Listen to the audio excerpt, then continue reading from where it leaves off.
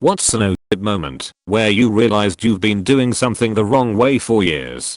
I had a used car and didn't realize until a couple years later that it had remote start. Person buying my now more used car. This has remote start? Me. No. Person pushes button, starts car. Me. Well, price just went up.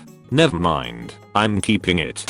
When I was 5, a Pizza Hut employee told me that the powder on the breadsticks was called fairy dust. Ordered extra fairy dust on my breadsticks until I was around 14 when an employee said back quote, "Do you mean garlic salt?"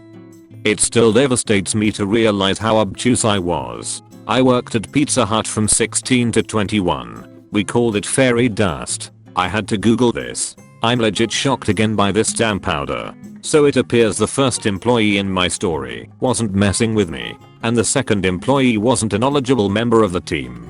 I owned a light blue colored microwave for about 3 years that a family member gave me for a housewarming gift. Thought it was cool, never saw a blue microwave before. One night, a buddy asked why I never took the blue plastic wrap off my microwave, then proceeded to peel it off for me. Damn, that mofo is silver. Still miss my blue microwave sometimes though. My parents did this too. After moving to a new city, I went to the laundromat and the Korean lady working was yelling at me about something I couldn't understand. After some pantomime it became clear that she was upset I was putting in the wrong detergent, but it was the same kind I have been using for 8 years since moving away to college and behind. Turns out I've been washing my clothes with only fabric softener for nearly a decade. They always smelled good, so I never really thought about it. Not my proudest moment. I'll pour one out for the absorbency of all of your towels. Wait, does fabric softener reduce towel absorbency or just the lack of actual detergent? Fabric softener basically coats your towels in wax, making them bad at absorbing water.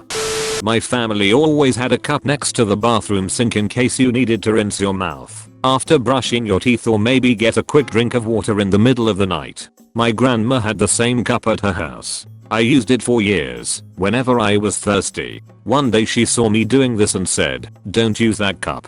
That's where grandma puts her teeth." Hoork. One time me and my little cousin were brushing our teeth at the same time at my grandma's. She had to have been maybe 7-ish and grabbed the pink cup and took a sip before I could stop her, and the dentures came at her and her eyes got so big she just put the cup back and left the bathroom. When I was a kid, I was told that the paper that came on cupcakes/muffins was edible. I would spend a decade eating them like this, paper and all, until a friend pointed it out.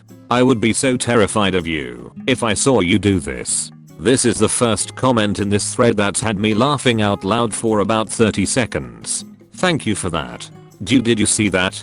That guy just ate a cupcake with the paper still on it, candle lit and all in one bite.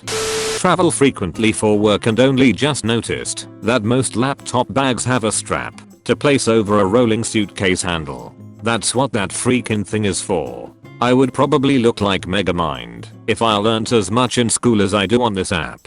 This app, we've truly entered a new era. I taught myself how to play clarinet. 6 months later someone told me that I'd been playing with the mouthpiece upside down. Orchestral clarinetist here. You're some kind of wizard for making that work, and I have much respect for you. Maybe you just had your mouth upside down. I used to fill the kettle by the spout. My parents have always done it this way. I thought the center part was mainly for decoration, but not functional. I don't know why I never questioned this. One day I bought a new tea kettle and my husband was like, "WTF, what is inside this?" and with great ease opened the center to pull out a manual with instructions and whatnot. I was drinking dirty paper water for like 2 weeks. Okay, but why did your parents do this in the first place? I used to pull my pants down all the way at the urinal. I've seen this as an adult in the workforce as a programmer. I weep for our prospects. Seen it in the military. Guy pulls his pants all the way down, uses both hands to hold his shirt up, and then just lets fly, hands free. Great. Now my third highest rated post is about seeing another guy pee weirdly. Only a few more updates, and it will be my #1 post. Found out I was lighting incense wrong. Boyfriend and I got a bunch to add to our collection of nice smells, and we would light them and they would just start a little inferno. Convinced we were buying cheap garbage incense, we stopped using them. I proceed to buy a different brand in a hope those would work. I test light and same thing, it just goes up in an inferno. Rumor informs us you are supposed to blow them out once they catch. Oops. Hahaha, this is the best answer here. I love this. Darn cheap sticks. Just made another inferno. I always thought eggplant tasted itchy, like itchy was a flavor, like sour or salty. Fed some to my baby and his face turned red wherever the eggplant touched, and I realized we are both just allergic to eggplant. And itchy isn't a flavor. I lol that itchy isn't a flavor. One day I used the key fob to remotely start my dad's car. It was an oh shoot moment for him. 2 years and he didn't realize he had this handy little function. My dad bought an aftermarket remote start and took it in to get installed. When he went to pick it up, they asked him what was wrong with the factory one. I owned a car with swivel headlights, and it was very nice to have that. Discovered 3 years in that I had never turned on the swivel feature. Oh man. I thought the ACK button in my car, Snowflake, was defrost, so I never used it in summer.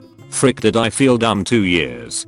I didn't find out that I was supposed to punch out for lunch until my 3rd job, and even then it was because a coworker mentioned it in passing that they were clocking out for lunch. That's freaking awesome. I cannot believe none of your bosses did not ever say anything to you. At my first and only full-time job I've had, they didn't require you to clock out for lunch. They said they just docked 30 minutes off your pay so that you would have more time to get out to the break room and eat, instead of everyone lining up 5 minutes before lunch to try and hurry out to the break room.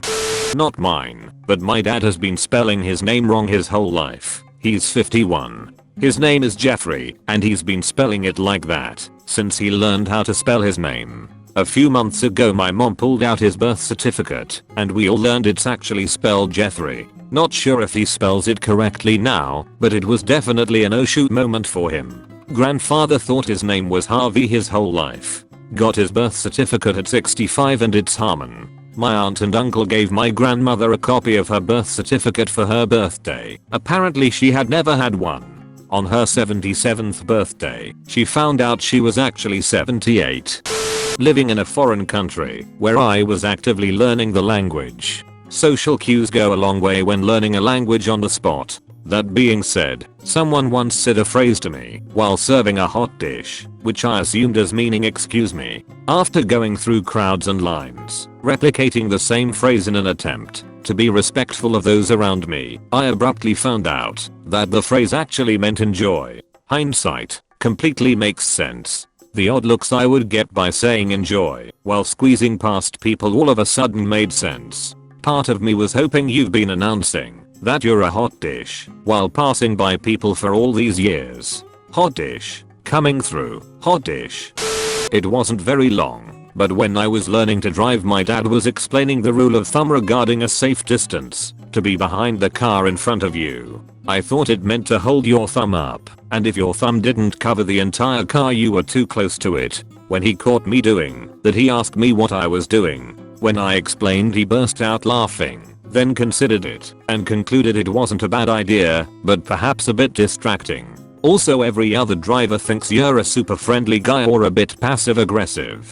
Since the dawn of time, I would pick up the silverware and utensils out of their tray in the dishwasher and put them away in their drawers, then go back and pick up more out of the dishwasher. Then one day I saw my wife lift the tray out of the dishwasher and I legit stood there with my mouth open.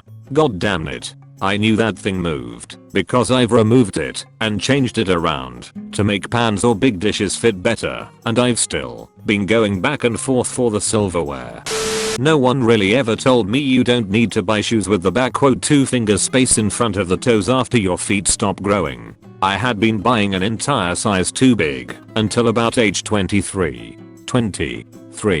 One day in college I decided to try a pair of Merrell barefoot type shoes, and after reading the sizing guide, bam, mind blown. It's terribly obvious mistake I, 29F, like to blame on being an only child. But really I'm just an idiot. I had this problem until about 25. Never really thought about it. I was always a size 10. That's what mom bought me in high school. Why would it be any different now? Only thing is, I stopped growing at 14. Never had another growth spurt. As guys, we were always told you'll keep growing till late teens, early 20s for some. Yeah, that didn't happen for me. Luckily I was buying a pair of nice boots and the clerk was like, dude, there's no way you're a size 10. You're barely a size 9. I was so happy once the blisters I'd always dealt with went away.